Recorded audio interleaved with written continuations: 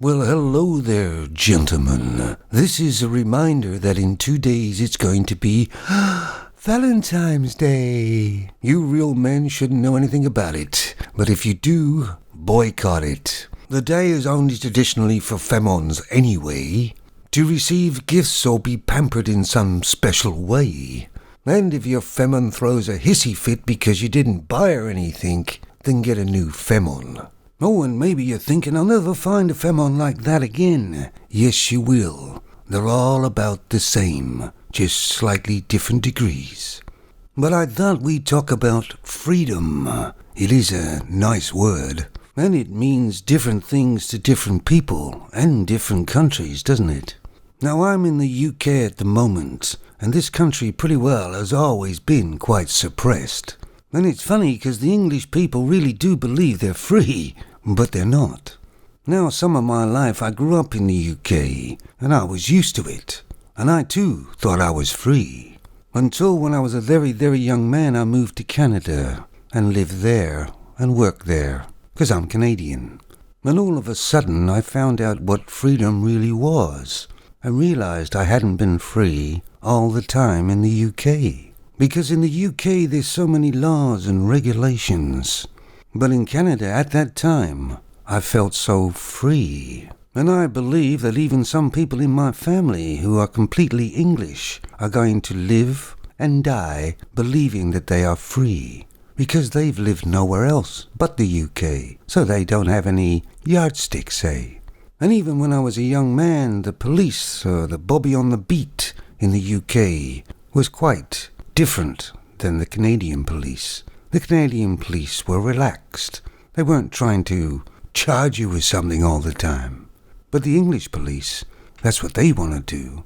But you never know about life, and I ended up back in the UK for family reasons. And I do feel oppressed by the government and all the laws. And I know it's going to be very hard to get ahead in the UK. But I moved to Thailand for 10 years or more. And once again, I felt free again. That feeling you get when you get off the plane, that anything is possible. So I myself have experienced freedom, just not so much in the UK. But I don't know what country you're in, and do you feel free or not? And maybe you go away on holiday to other countries. But it still won't make you realize whether you're free really or not, unless you work and live in those other countries. To all the young men in the UK that I meet, I tell them to move out of England and go somewhere else. Because there's so many people in the UK and the chances of them getting ahead is very slim. But of course, none of us are really free to be able to do and say anything we want, anywhere we want. You have to have some rules and regulations. But if you notice around the world, freedoms are being taken away very slowly.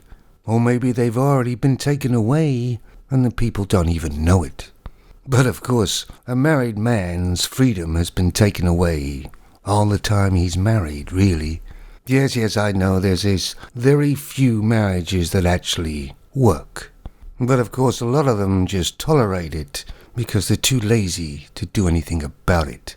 I've experienced freedom in Canada and Thailand and the odd occasion in the UK, so at least I know what it is and what I'm losing.